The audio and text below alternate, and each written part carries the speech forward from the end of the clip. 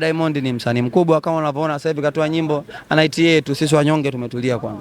Fika muda wetu nao tasokomeza, lakini hatuna unyonge huo. Nimeona kuna post yako kuhusiana tu ambazo tayari ushaanza kuzigonga toka mwezi wa 3 na kuendelea, ambazo bado ni hapa Tanzania. Kuna mategemeo yote ya kwenda nje na mrejesho wake uko vipi ulivyozunguka Tanzania? Inshallah tu hadi tunavyozidi kuendelea mapokezi yake yanazidi kwa makubwa na muendelezo wake ni mzuri. Sababu ukiangalia hapa katikati this week na drop new song kwa kuanzia watu wamekuwa mijao. Nitakuwa nakuja na wimbo mpya ambao wimbo ni mkubwa. By far pia mipango inaenda hadi East Africa, Mungu akijalia. Sisi tumeanza Divo Storm msimu wetu wa pili. Inshallah Mungu akijalia tutaenda mwakani sehemu nyingi kwa sababu ndo tunaanza. By far pia ni kujisacrifices. So far itakuwa ni noma sana, Mungu atajalia ya. Hongera sana kwa kweli, mimi nimependa nilivyoona na imekuwa ni kubwa sana. Labda kwa mtu ambaye hajui, unaweza ukatupitishia kujua ngoma mpya inayokuja iko vipi?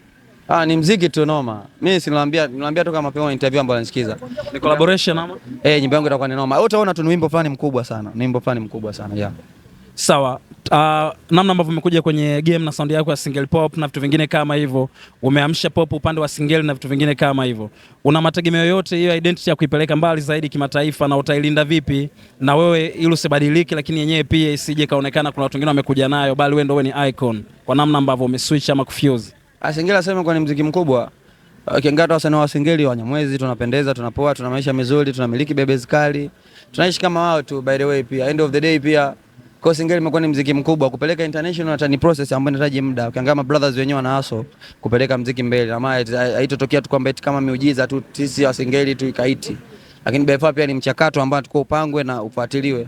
So far I'm good na nimejiandaa, kwa hivyo inshallah Mungu akijalia tunajaribu kutafuta nyimbo. Unajua wasanii wakubwa na wa nje wanakuaga malingo kidogo kwa sababu hawajatuzoea na watujui, lakini Mungu atajalia kila kitu kitakuwa sawa, yeah. Safi sana.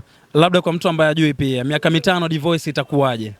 Inshallah Mungu ndiye mwenye ujuzi, sisi mipango yetu tu. Sisi tuna mipango yetu na Mungu naye ana mipango yake. So far sisi tunamwachia Allah Subhanahu wa Ta'ala, yeye ndiye mjuzi wa kila kitu, yeah. Okay, natumai umekuwa na safari nzuri sana kwa WCB na kutoka kwa brother mpaka kwa watu wengine wote ambao kwenye team. So far kwa mtu ambaye hajui, kwa Diamond Platnumz ni vitu gani ambavyo viwe vya kibunifu juu ya tasnia, viwe ni vya kinidhamu juu ya tasnia, kivyo vyote vile ambavyo umejifunza kutoka kwake na unatamani kutembea kwenye hizo njia kwa mtu ambaye hajui, kutoka kwa brother Diamond? Kufanya kazi kwa bidii, kupambana, usikae kinyonge, usijibweteke. Kwa kupambana nimejifunza kupambana. By far pia second thing ambayo nimejifunza ni kwamba muziki ina njia pana, kwa hiyo utafuti njia zake. By far Diamond ni msanii mkubwa kama unavyoona sasa hivi katoa nyimbo anaitia yetu, sisi wanyonge tumetulia kwanza. Fika muda wetu nao tasokomeza, lakini hatuna unyonge huo pia. Umesikiliza mara ngapi? Happy. Mimi nyimbo uzuri, mimi nyimbo zake napigaga kwaya, naitikia, napiga baki kuna kwenye video pia. Tunaua tukasoma mimi nyimbo zake nasikiza 24 hapa, hata katika YouTube yangu ni nyimbo yake ya mwisho kusikiza. Shukrani. Nice to meet you my bro. Wapo.